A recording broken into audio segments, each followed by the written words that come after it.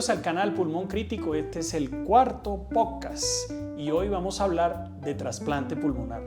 Como siempre, un experto invitado, el doctor Fabio Barón. ¿Quién es Fabio Barón?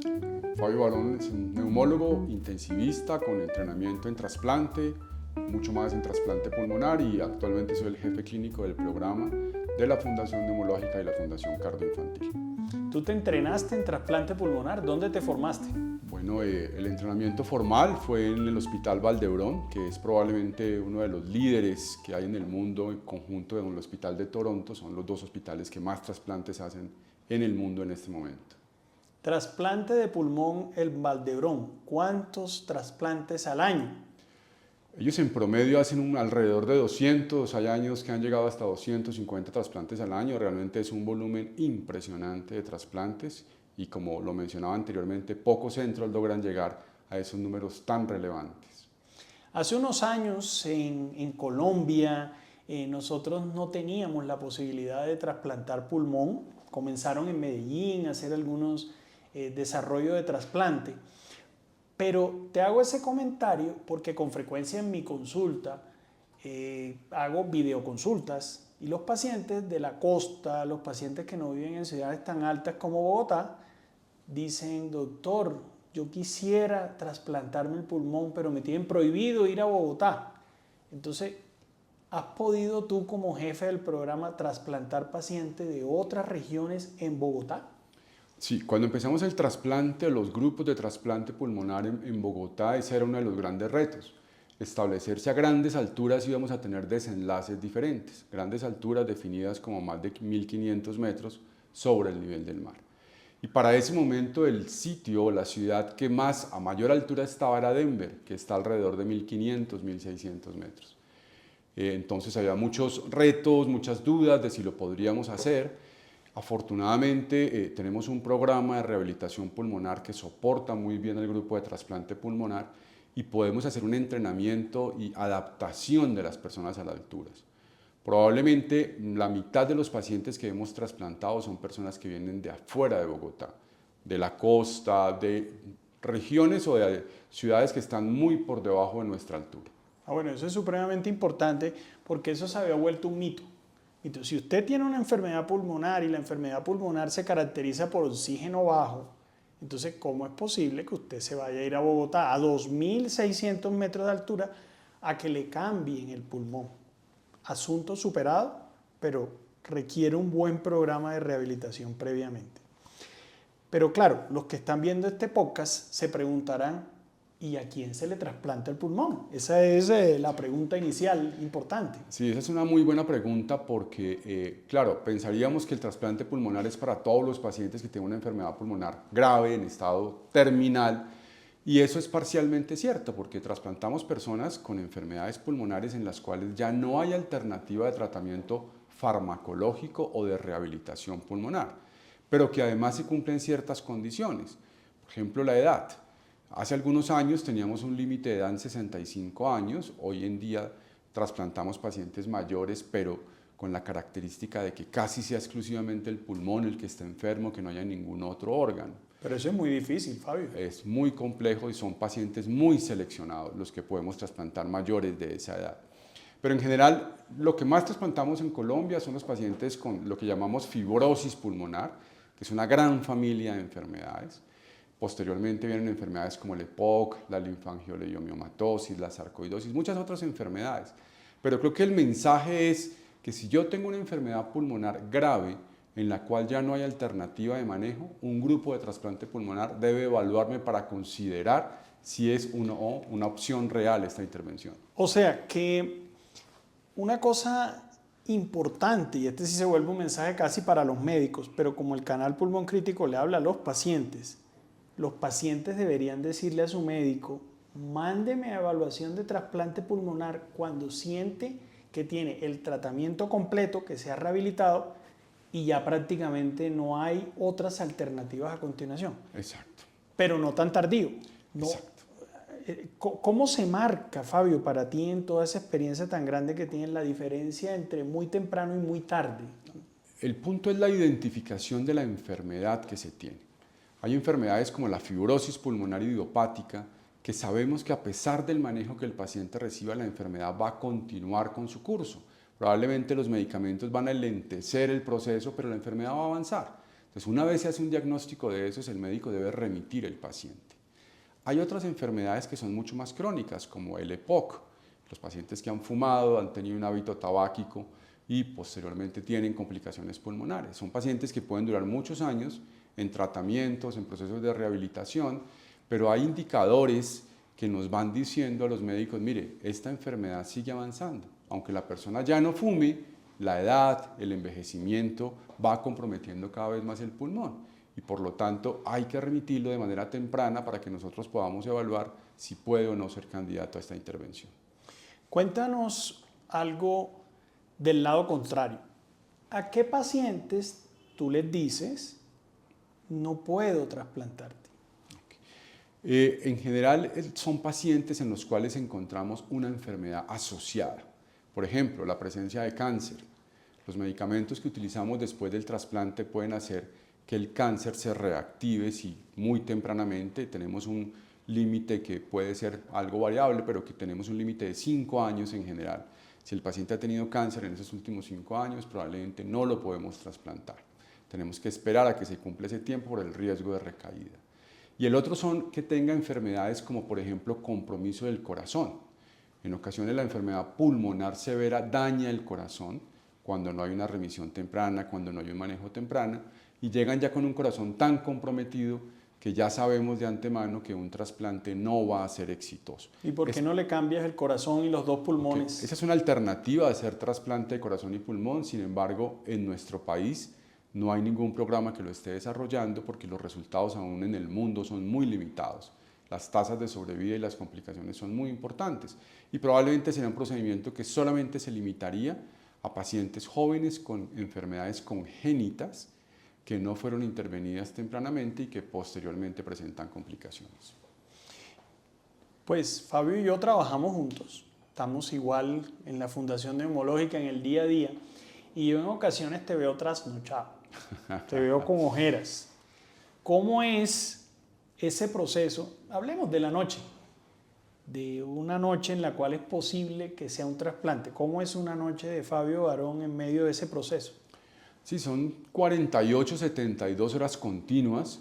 Una vez se recibe una llamada de un médico de la red de donación que dice, mire, hay un probable donante de pulmón en determinada institución.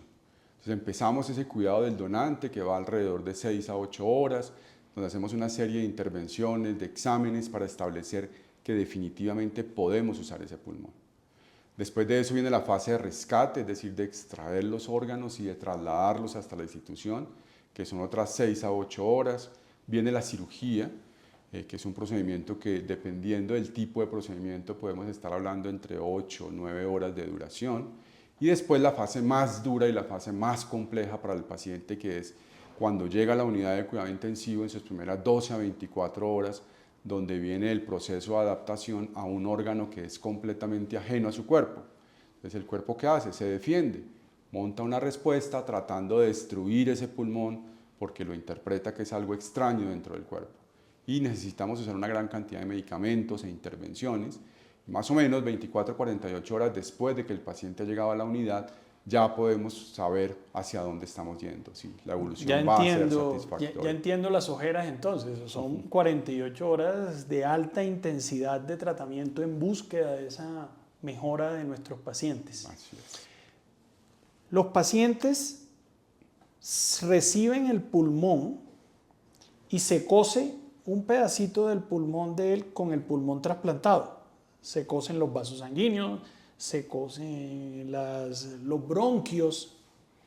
Y entonces alguna vez me decía un paciente acá, doctor, ¿y eso no son nervios los que hacen que uno infle el pulmón? ¿O cómo se infla un pulmón si ya el pulmón le cortaron todo? Okay. ¿Eso cómo se explica? Entonces, si se corta los bronquios, y a nivel de los bronquios se hace las suturas, donde se ponen los puntos, los vasos sanguíneos. Entonces, el estímulo para respirar viene desde el cerebro. Entonces, ese proceso inicial, ¿a qué se debe? Esas 24 a 48 horas. Aunque se tiene la capacidad, el ser humano es tan perfecto que tiene la capacidad de generar reinervación muy rápidamente sobre el pulmón.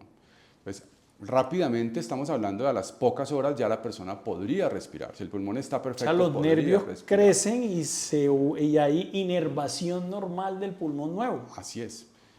Probablemente el reflejo que más se demora en recuperarse es la tos, que dura alrededor de 6 a 8 meses y toca educar a los pacientes para que ellos mismos se induzcan la tos, porque espontáneamente no se va a toser porque se han cortado los nervios, pero progresivamente vuelve a reinervarse y ese reflejo también se recupera.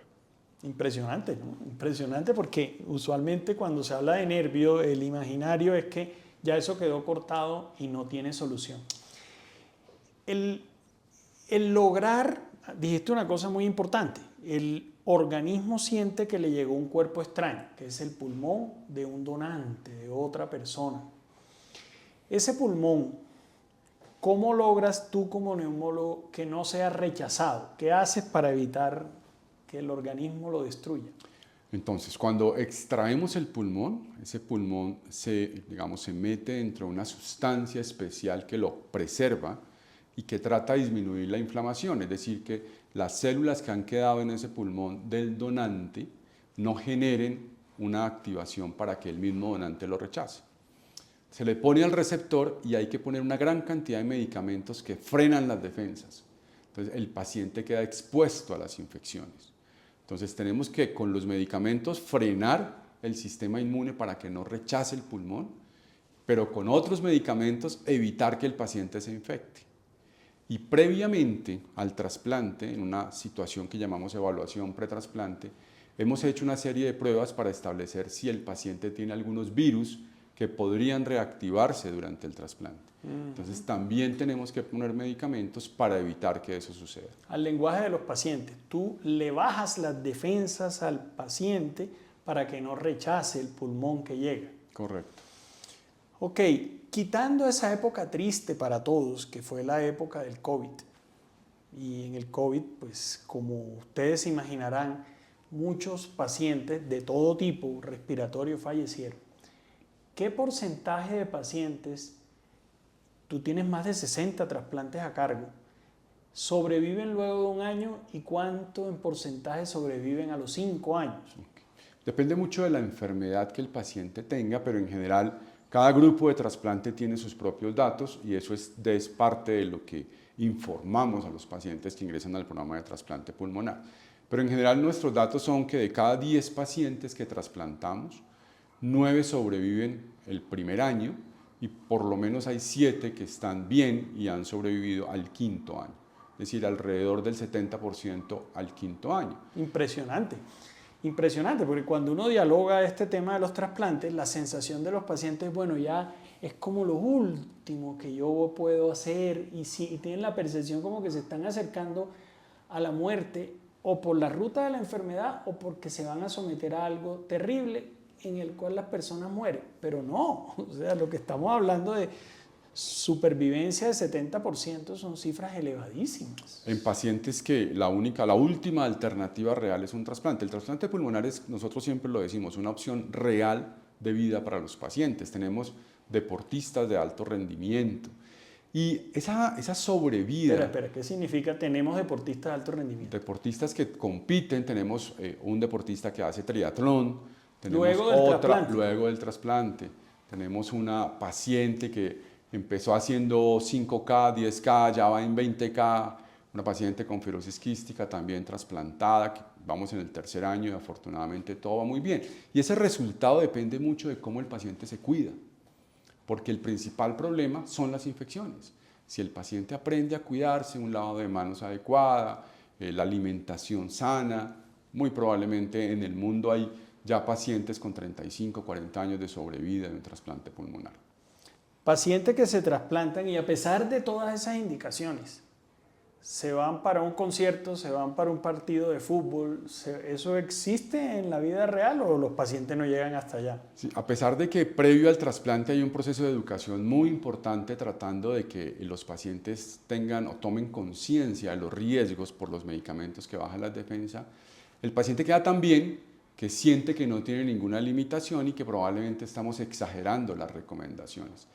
Y vienen casos desafortunados que los pacientes se infectan y se infectan por 1000 cosas y terminan hospitalizados y en ocasiones hasta perdiendo el pulmón porque la infección activa un rechazo. Sí, lamentable, ¿no? Lamentable que luego de un esfuerzo de un grupo médico, de los aseguradores que ayudan con el recurso financiero, las personas no se cuiden, sobre todo porque conseguir un pulmón no es tema fácil. Tú has nombrado que se analiza si la persona puede rechazar el pulmón, o sea, tú miras el grupo de sangre del paciente versus el tipo de sangre del donante, eso se mira a ver si ajusta perfectamente bien. Tú también miras el tamaño del pulmón. Claro, hay una gran cantidad de mediciones que se hacen en la radiografía, en la tomografía, exámenes de sangre que se evalúan para saber si pueden o no ser compatibles, tratando de disminuir al máximo el riesgo de que se presente el rechazo. Ahora, eso que tú mencionabas es fundamental. La gran limitación para nosotros hoy son los donantes. Tenemos un paciente o pacientes que crecen y crecen en lista de espera, que duran mucho tiempo esperando un pulmón, no se logra conseguir y eso tiene muchas explicaciones. Tal vez la más importante es la baja tasa de donación, sumada a que muchos hospitales no tienen la infraestructura para cuidar a los donantes. Pero bueno, estamos trabajando muchísimo de la mano del Instituto Nacional de Salud y la Secretaría de Salud para tratar de que eso cada día podamos mejorarlo. Las leyes cambian por países, pero dada esa necesidad que tú y los pacientes, que no eres tú, son los pacientes los que necesitan que haya donantes, ¿cómo es la legislación en Colombia para conseguir pulmones? Sabes que estuve en cuidado intensivo muchos años y entonces en ese momento, cuando uno hablaba de trasplante y de donación de órganos, algunas familias se ponían muy incómodas en relación con dar los órganos de su familiar.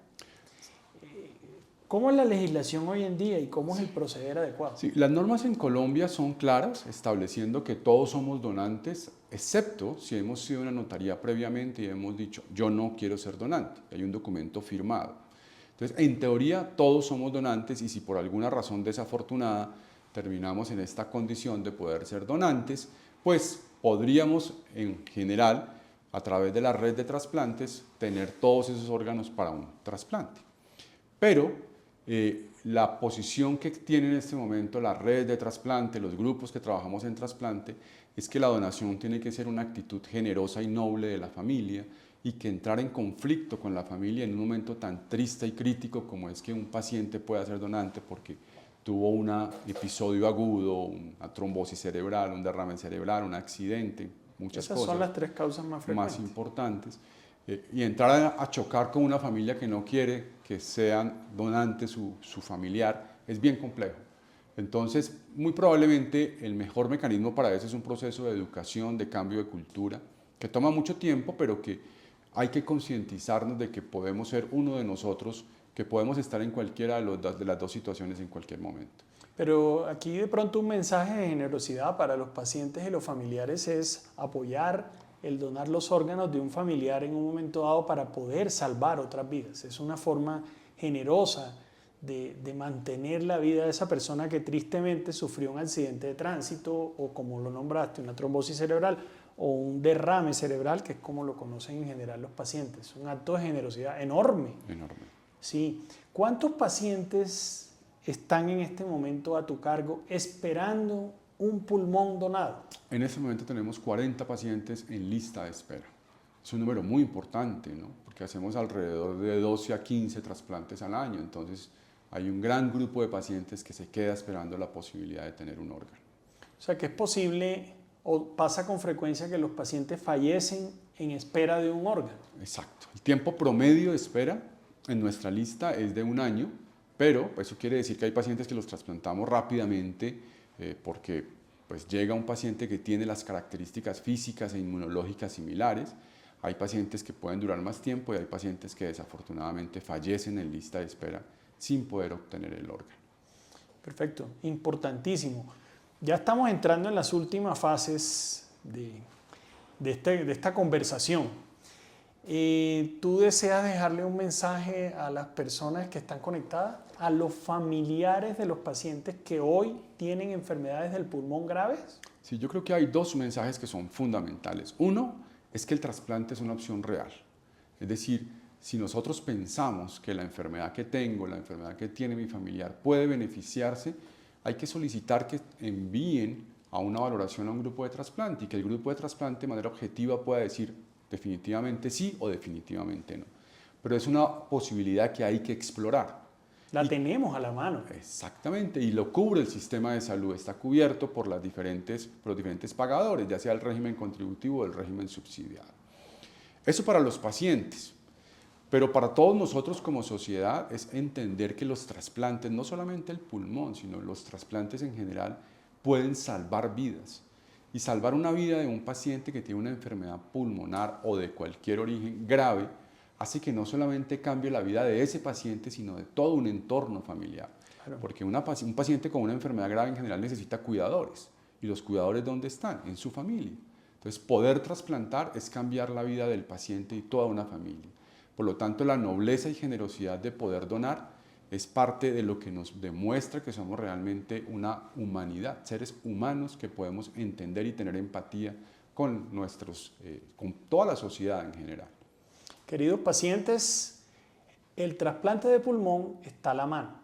Como siempre, habla con tu médico para lograr finalmente que en el momento adecuado pueda ser remitido a un programa de trasplante pulmonar como el que dirige el doctor Fabio Barón. Fabio, muchas gracias. Yo creo que quedarán todos agradecidos por todo lo que nos has aportado. Muchas gracias. Nos vemos pronto.